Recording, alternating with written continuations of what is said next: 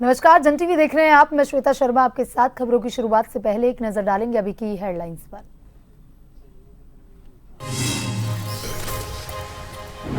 दीपावली से पहले प्रदेश के सभी सड़कों को गड्ढा मुक्त करने का निर्देश। युद्ध स्तर पर काम जारी। सीएम धामी पीडब्ल्यूडी विभाग की समीक्षा बैठक में दिए थे निर्देश।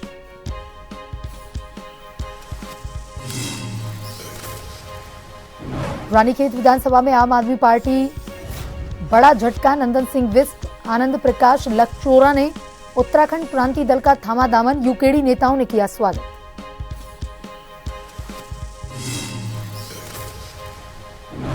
चमोली के गोपेश्वर में खाद्य सुरक्षा और औषधि प्रशासन विभाग का एक्शन। मेडिकल स्टोर्स का किया गया औचक निरीक्षण। 4 कप सिरप के लिए नमूने जांच के लिए भेजा लैब।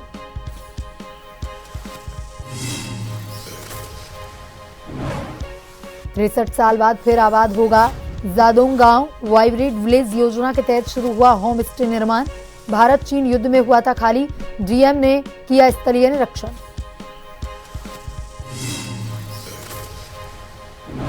उत्तराखंड के 8 जिलों में भारी बारिश का अलर्ट। 2 दिन तक बरसेंगे बादल। बर्फबारी की भी संभावना। प्रशासन ने की लोगों को सतर्क रहने की अपील।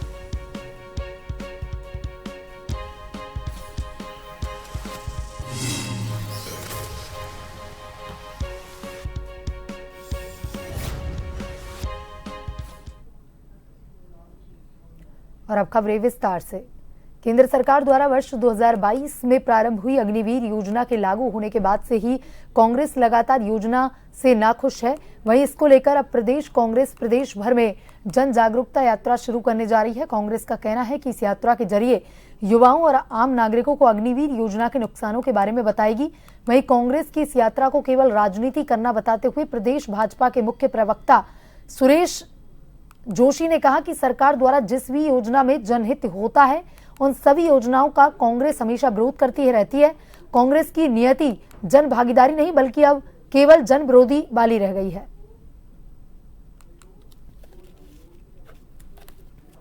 कांग्रेस तो सरकार की हर उस योजना का विरोध करती है जिसमें जनहित होता है, जिसमें युवा हित होता है, जिसमें महिला शक्ति का हित होता है, वो सब विरोध करती है। मुझे तो अब ऐसा लगता है कि कांग्रेस की नियत ही जो है जन भागीदारी न होकर के जन विरोध हो गया है। भाई जो चीजें सरकार अच्छा कर रही है उसमें कांग्रेस को उसको अच्छा ही बतानी चाहिए, जो चीज खराब है उसको खराब बताना चाहिए। अगर आप अग्निवीर योजना की बात करेंगे तो अग्निवीर योजना में हजारों की संख्या में बच्चे पार्टिसिपेट कर रहे हैं और हजारों की संख्या में बच्चे भर्ती होकर के जा रहे हैं। अगर वो योजना ही खराब होती, अगर उस योजना का स्वरूप ही खराब होता तो वो बच्चे क्यों जाते हो? सबसे बड़ा प्रश्न तो ये खड़ा होता है। और दूसरी बात क्या है कि इस प्रदेश के अंदर माननीय मुख्यमंत्री जी ने जो कहा था कि हम 10% अग्निवीर से जो बच्चे 4 साल के बाद आ जाएंगे उनको सरकारी नौकरियों में स्थान देंगे और प्रारंभ भी कर दिया। वहीं उत्तराखंड के मुख्यमंत्री पुष्कर सिंह धामी ने दीपावली से पहले प्रदेश में सभी सड़कों को गड्ढा मुक्त करने के निर्देश दिए हैं। मुख्यमंत्री के सचिव व गढ़वाल मंडलायुक्त विनय शंकर पांडे ने कहा कि मुख्यमंत्री धामी ने पिछले दिनों पीडब्ल्यूडी विभाग की समीक्षा बैठक के दौरान अधिकारियों को दीपावली से पहले सभी सड़कों को दुरुस्त करने के निर्देश दिए। उन्होंने बताया कि मीटिंग के दौरान पीडब्ल्यूडी ने बताया कि 3888 किमी सड़कों को गड्ढा मुक्त करने के लिए युद्ध स्तर से काम किया जा रहा है।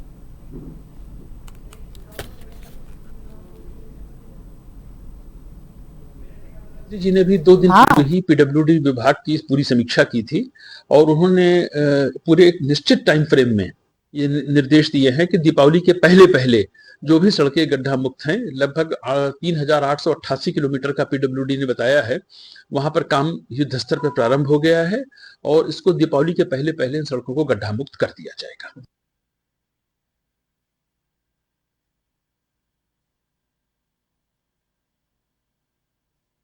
उत्तराखंड के मुख्यमंत्री पुष्कर सिंह धामी ने सरकार जनता के द्वार कार्यक्रम को एक बार फिर से वृहत रूप से शुरू करने की तैयारी की है। आम जनता की समस्याओं का त्वरित निदान करने के लिए इस तरह के प्रयास किए जाएंगे कि लोगों को उनके घर और गांव में ही उनकी समस्याओं का निदान हो सके। इसको लेकर कांग्रेस के प्रदेश प्रवक्ता शीशपाल सिंह बिष्ट ने सरकार पर कटाक्ष किया। उन्होंने कहा कि मुख्यमंत्री धामी पहले भी इस तरह के कार्यक्रमों की बात कह चुके हैं लेकिन उसका कोई ठोस रिजल्ट निकलकर सामने नहीं आया। उन्होंने कहा कि जनता परेशान है और जन समस्याओं का समाधान नहीं हो रहा। मंत्री अपने कार्यालय में नहीं बैठते हैं और विधानसभा में हमेशा उनके दफ्तरों में ताला लगा रहता है। वहीं भाजपा की राज्य मंत्री मधु भट्ट ने कहा कि आम जनता की समस्याओं को लेकर मुख्यमंत्री पुष्कर सिंह धामी हमेशा संवेदनशील रहे हैं और सरकार जनता के द्वार पहुंचेगी। लोगों की समस्याओं का मौके पर निस्तारण किया जाएगा।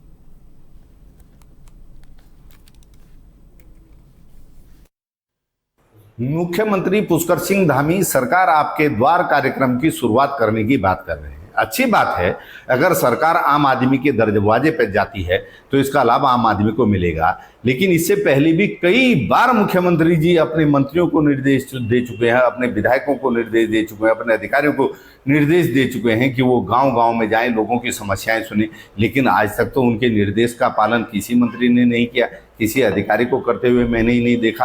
गिने चुने मंत्रियों ने और अधिकारियों ने अगर उनके आदेश का पालन किया और वो गांव में गए भी तो उसका कितना लाभ जनता को मिला, जनता पूछ रही है। क्योंकि जनता जब भी सरकार के दरवाजे पे आती है सरकार को खोजते हुए, सरकार मिलती ही नहीं है। विधानसभा में आप जाकर के देख लिए। देखिए, माननीय मुख्यमंत्री श्री पुष्कर सिंह धामी जी लगातार जो इस बार ये जो हमारा ये कार्यक्रम चला है सरकार आपके द्वार, पिछले वर्ष भी और अभी भी इस समय भी लगातार विभिन्न जनपदों में जाएंगे और उनके कार्यक्रम लगेंगे, वहाँ की जन समस्याओं को सुनेंगे और जन समस्याओं का निराकरण भी करेंगे। साथ ही में क्योंकि पूरा प्रशासनिक जो उनके साथ जो अमला है वो भी उनके साथ रहेगा और तुरंत ही समस्याओं का समाधान करने के लिए वो विभिन्न जो हमारे दूरस्थ क्षेत्र के जो जनपद हैं उनमें भी जाएंगे, गांव-गांव में जाएंगे। और जैसे हमारा अभी चौपाल के कार्यक्रम भी हुए थे, चौपाल में भी मुख्यमंत्री जी के द्वारा आसन प्रशासन को निर्देश भी दिए गए। हमारे उसमें बहुत सारे प्रशासनिक अधिकारी चाहे डीएम एसडीएम हो वहाँ पर रहे हैं और उन समस्याओं का कितना निराकरण हुआ है ये भी वो स्वयं जाकर देखेंगे।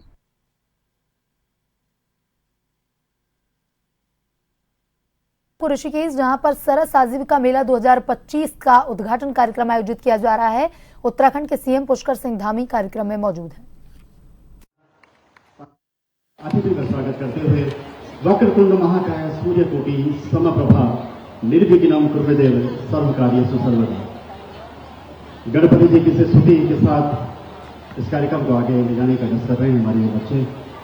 एक बार जोरदार तालियां हमारे सभी अतिथियों का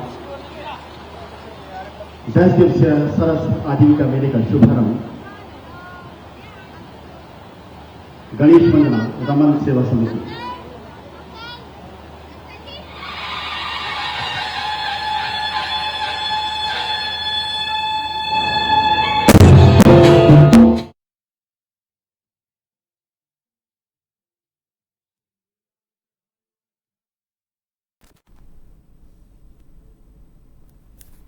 और ये सीधी तस्वीरें आप ऋषिकेश से देख रहे हैं, जहां पर मुख्यमंत्री पुष्कर सिंह धामी ऋषिकेश के दौरे पर हैं। सरस आजीविका मेला 2025 का उद्घाटन कार्यक्रम आयोजित किया जा रहा है।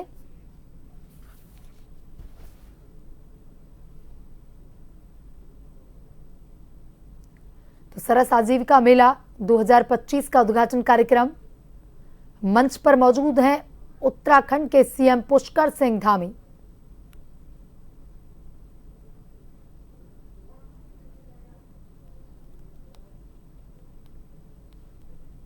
तो आज मुख्यमंत्री पुष्कर सिंह धामी ऋषिकेश के दौरे पर हैं। गणेश वंदना के साथ कार्यक्रम का शुरुआत किया गया।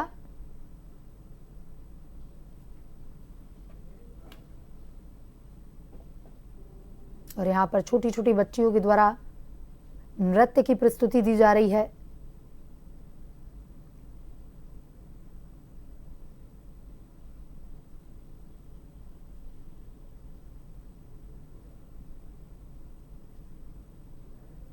मंच पर मौजूद हैं उत्तराखंड के सीएम पुष्कर सिंह धामी।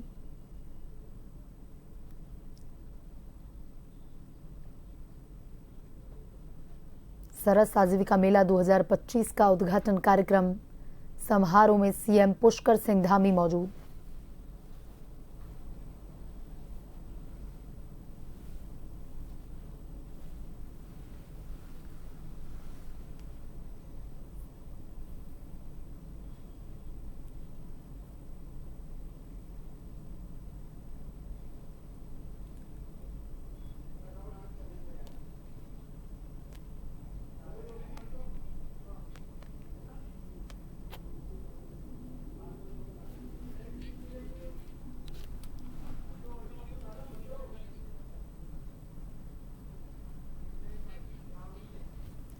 और अब बढ़ते हैं खबरों की तरफ। अल्मोड़ा जिले के पर्यटन नगरी रानीखेत विधानसभा में आम आदमी पार्टी को 2027 के विधानसभा चुनाव से पहले बड़ा झटका लगा। आप आदमी पार्टी के पूर्व रानीखेत विधायक प्रत्याशी पूर्व रानीखेत जिलाध्यक्ष नंदन सिंह बिष्ट, जिला कोषाध्यक्ष आनंद प्रकाश लखचोरा ने उत्तराखंड क्रांति दल का दामन थामा। उत्तराखंड क्रांति दल केंद्रीय उपाध्यक्ष आशुतोष नेगी, पूर्व विधायक पुष्पेश त्रिपाठी, वरिष्ठ यूकेडी नेता तुला सिंह तड़ियाल, राकेश बिष्ट सहित वरिष्ठ यूकेडी नेताओं ने फूलमाला पहनाकर उनका जोरदार स्वागत किया। यूकेडी नेता नंदन सिंह बिष्ट ने कहा, क्षेत्र के विकास को लेकर मैंने यूकेडी का दामन थामा है। यूकेडी क्षेत्रीय पार्टी है, क्षेत्र का विकास करना पार्टी की प्राथमिकता है।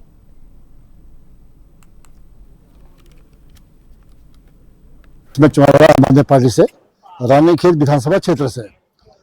उनके भी मेन मुद्दे हुए थे शिक्षा, स्वास्थ्य और रोजगार, जिसके ऊपर उनका एक फोकस था। लेकिन उत्तराखंड के अंदर जो हमारा शीर्ष नेतृत्व है, जिसको हम प्रभारी कह सकते हैं, बिना मूल निवासी के यहाँ ये विकास संभव नहीं है।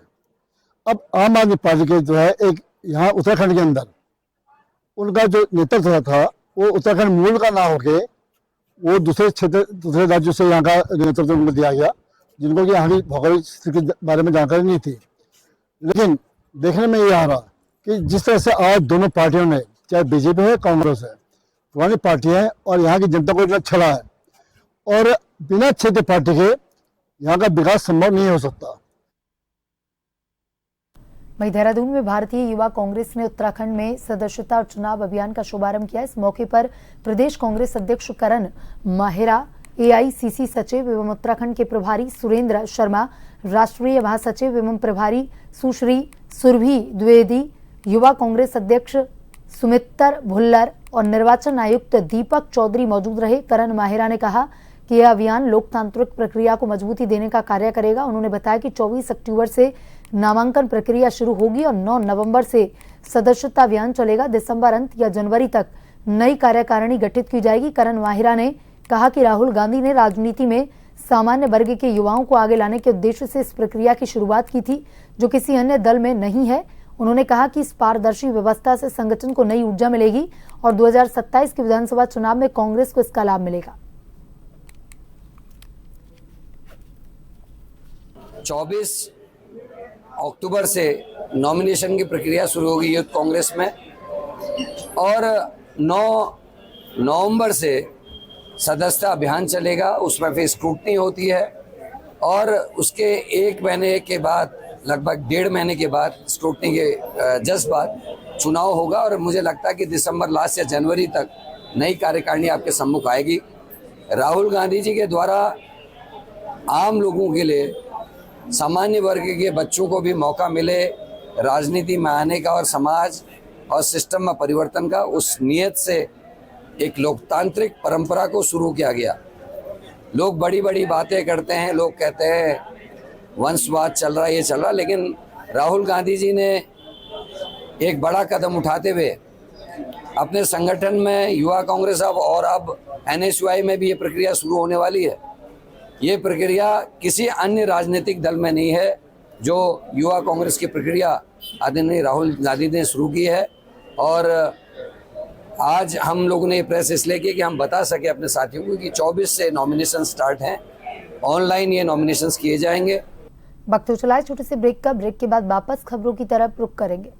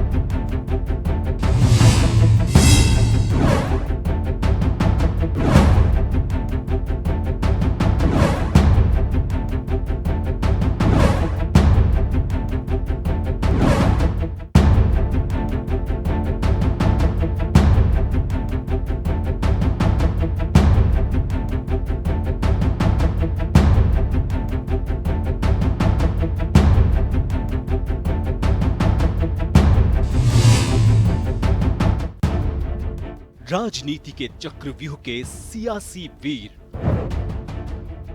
अपराध के अंधेरे की स्याह तस्वीर, मैदान में पसीना बहाते खेल के सितारे,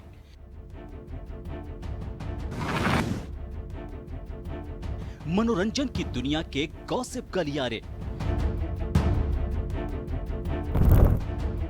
शिक्षा की रोशनी से होता भविष्य उजियारा, अर्थव्यवस्था हो या ऊपर नीचे होता मार्केट का पारा, हर हलचल पर नजर रखते हमारे खबरों के जांबाज। हम हैं जन टीवी, जन जन की आवाज।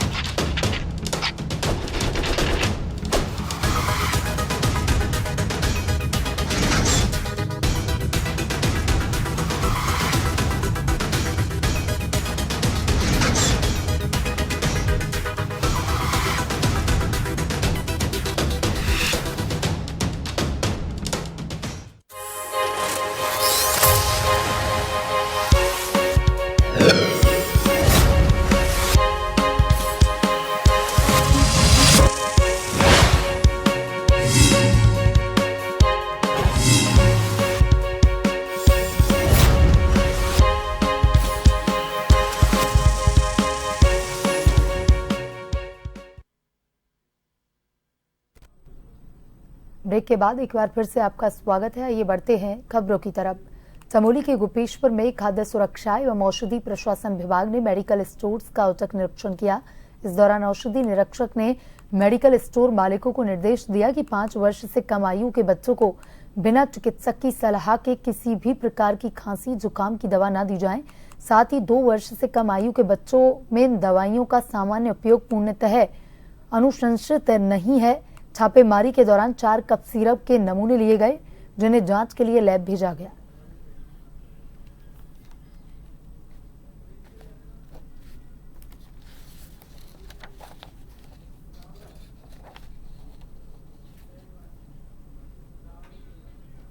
हल्द्वानी से खबर है, जहां पर कुमाऊं कमिश्नर दीपक रावत ने आज हल्द्वानी स्थित हेलीपैड और ट्रेचिंग ग्राउंड का निरीक्षण किया।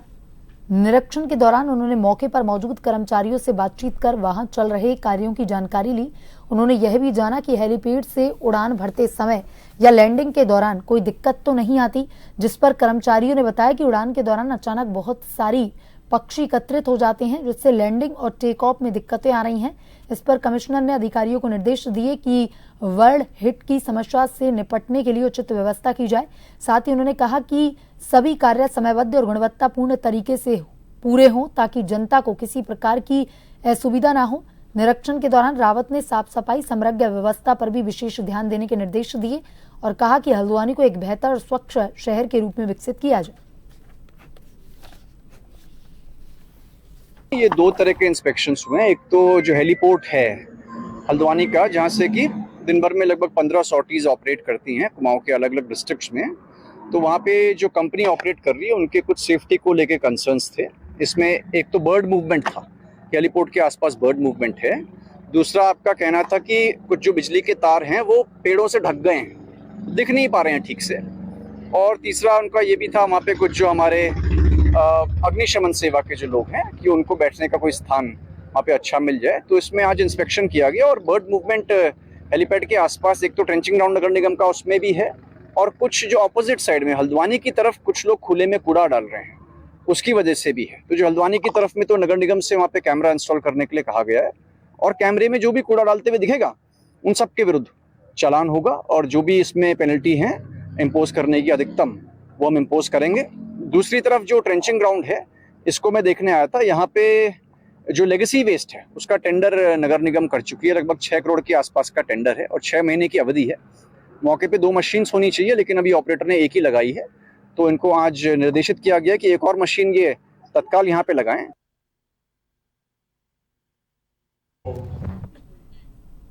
और अभी तक के लिए इतना ही। बने रहिए जन टीवी के साथ। नमस्कार।